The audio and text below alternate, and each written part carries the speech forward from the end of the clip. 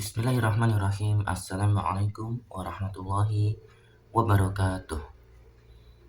Alhamdulillah syukurillah, salatan wassalamu ala rasulillah amma ba'du. Teman-teman yang berbahagia, pada kesempatan kali ini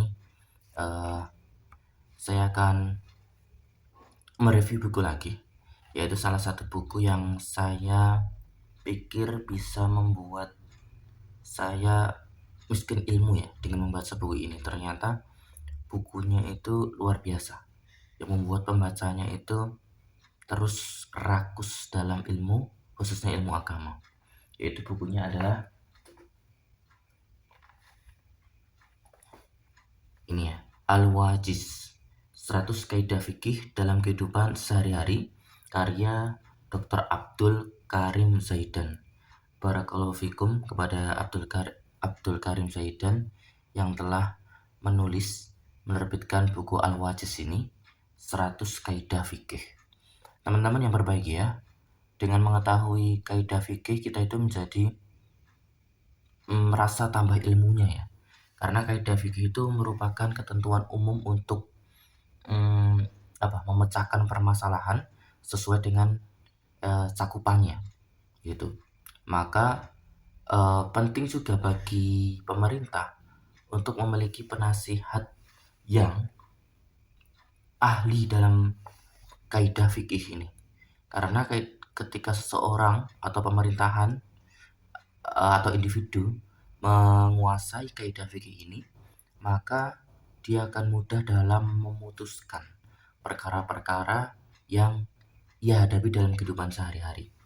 Misalnya saja kita buka ya, kaidah fikih yang ada dalam sini, itu misalnya doror wala diror, tidak boleh membahayakan diri sendiri maupun orang lain. Maka contohnya adalah ya, misalnya kita membahayakan diri sendiri dalam bentuk apapun itu tidak boleh. Apalagi tindakan itu bisa membahayakan orang lain. La doror wala diror.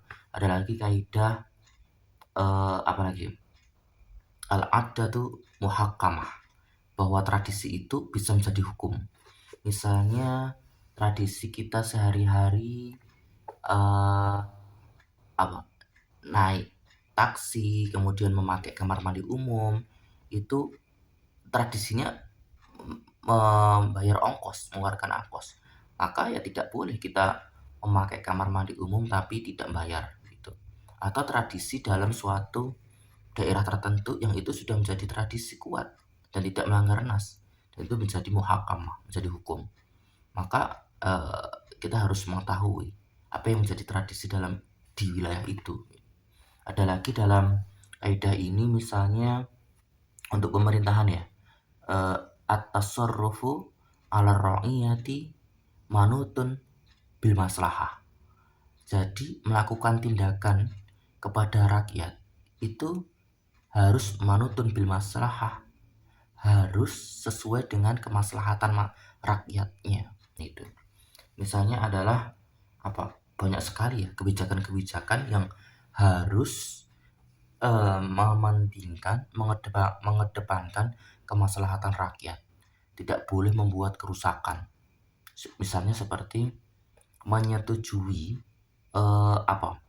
pembangunan atau perizinan yang itu untuk kemaksiatan, ya pemerintah harus tegas, harus menolak, tidak boleh, karena ini tidak masalah untuk rakyatku gitu. Atau atas sorfu ala ra'iyati manutun bil maslahah gitu ya, menetapkan tindakan kepada rakyat, suatu kebijakan itu harus sesuai dengan maslahahnya. Apa ada ini masalah untuk rakyatku? Kalau yang terjadi sebaliknya, misalnya yang terjadi malah membuat kerusakan untuk rakyatku, maka bahaya sekali untuk pemerintah. Bahkan ancamannya adalah tidak bisa mencium bau surga, apalagi mau memasuki surganya gitu. Ada lagi dalam kehidupan sosial, misalnya dalam kehidupan sosial ini darul mafasidil aula minjal bil masolih. Darul mafasid aula minjal bil masolih.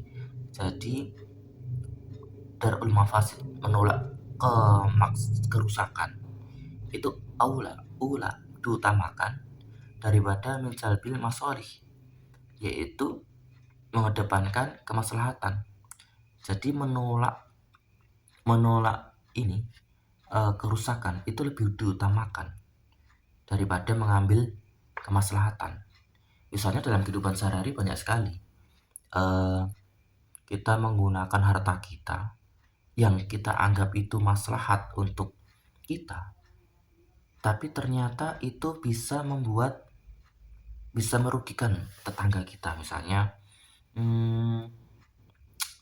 membangun pembuangan kotoran. Nah, ternyata akhirnya pembuangan kotoran limbah itu bisa merugikan tetangga kita, misalnya temboknya dan sebagainya. Itu tidak boleh. Kita harus mengutamakan menolak kerusakan dulu. Atau kita mengambil pekerjaan di rumah, tapi dengan pekerjaan itu merugikan tetangga. Misalnya kayak asapnya, polusinya sangat benar-benar merugikan sekali. Itu lebih baik, itu darul mafasid aula, menolak kemudaratan itu lebih diutamakan gitu ya. Nah, ini kaidah-kaidah fikih ini luar biasa ya ketika kita bisa menguasainya. Kemudian apalagi yang berkaitan dengan banyak sekali ya, al-musyaqqah tajlibut taisir, bahwa kesulitan itu menyebabkan kemudahan. Maka aplikasinya ya kita sulit di hutan misalnya, sulit mencari makan gitu, ya kita boleh kemudahannya terpaksa yaitu memakan bangkai gitu ya. Kemudian aplikasi dari al-musyaqqah tajlibut taisir, kesulitan itu menyebabkan kemudahan adalah kesulitan? Kita sakit nih, gak bisa berdiri dalam sholat, ya kita mendapatkan keringanan bisa duduk. Kemudian ada keringanan yang bersifat menggugurkan, malah ibadah kita menjadi gugur karena ada halangan. Keringanan yang bersifat mengurangi kosor.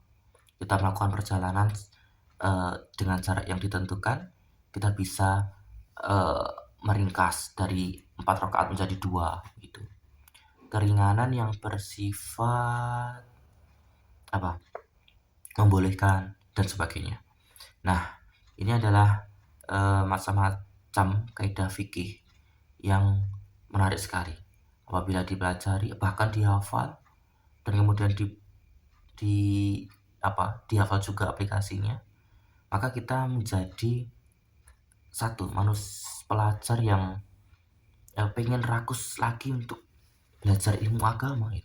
Karena ternyata ilmu kita itu sangat fakir ya, sangat bodoh sekali ketika kita membaca Al-Wajiz ini saja, belum lagi buku kitab-kitab yang lain. Nah, ini sangat recommended ya bagi santri, santriwati, termasuk buat negara, pemerintah, penasihatnya, pejabat harus tahu ini. Apalagi ancamannya loh ya, tidak dapat mencium aroma surga, apalagi masuk surga. Harus menguasai kaidah-kaidah yang bisa bermanfaat bagi dirinya maupun orang lain. Baik, ini ada 100 kaidah fikih ya. Kalau saya baca itu kelamaan ya, membuat videonya jadi panjang. Tadi yang sudah saya singgung sedikit beberapa, misalnya saya tambahkan yang menarik lagi, yang kaidah umum dalam fikih itu ada juga malah yatimul wajib illa bihi fawal wajib ini ya. Malah yatimul wajib illa bihi fawal wajib. Malah yatimul wajib illa bihi fawal wajib. Suatu yang wajib yang tidak sempurna kecuali dengannya adalah wajib. Contohnya apa? Misalnya kita diperintahkan untuk melakukan persiapan, ya, melakukan eh, kesiapan dalam kekuatan umat Islam. Maka yang menjadi wajib kifayah juga adalah mempelajari ilmu-ilmu modern, ilmu fisika, kimia, kayak gitu. Bukan malah menutup mata. Oh, itu ilmu kafir dan sebagainya. Gitu ya. Karena malayatimul wajib ila bihi fahuwa wajib. Gitu ya. Ada lagi, Allah yang menyuruh berbuat adil. Innallaha ya'muru bil adil. Maka yang menjadi kewajiban juga adalah misalnya menentukan hakim, pejabat anti korupsi, kemudian kabinet-kabinetnya. Itu juga wajib harus punya kapabilitas, kejujuran, ya. Bukan sembarang orang, ya. Pertimbangannya itu harus matang.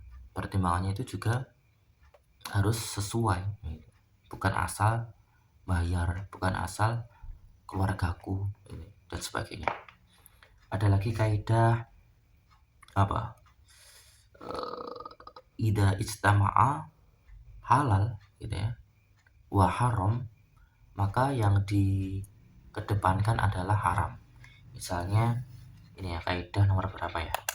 Itu seringkali dalam masalah kontemporer, apalagi saat masa kini, itu ketika halal dan haram berkumpul, itu maka yang dimenangkan hak haram.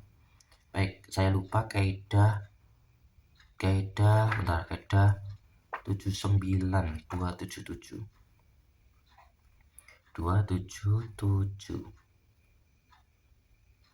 Nah, ida ijtama'al halal wal haram golabal haram.